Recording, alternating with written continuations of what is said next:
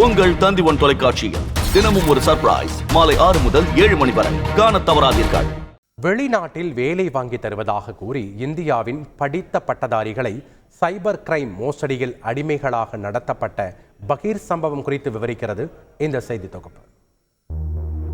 Thailand, Myanmar, Laos உள்ளிட்ட நாடுகளில் உள்ள சீனர்கள் நடத்தும் நிறுவனத்தில் சுமார் 5000த்திற்கும் மேற்பட்ட இந்தியர்கள் சைபர் கிரைம் அடிமைகளாக மாட்டிக்கொண்டிருப்பதாக அதிர்ச்சி தகவல் வெளியானது.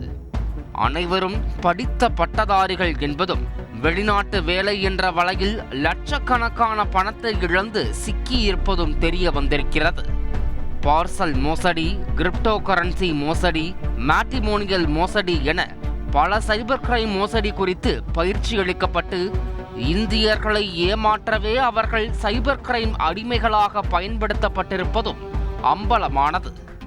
இதில் தமிழர்கள் பலரும் சிக்கியிருப்பது கண்டுபிடிக்கப்பட்ட நிலையில் இது தொடர்பாக சேலம் மற்றும் சென்னையில் போடப்பட்ட வழக்குகள் அனைத்தையும் சிபிசிஐடிக்கு மாற்றி தமிழக டிஜிபி கடந்த மாதம் உத்தரவு பிறப்பித்தார்.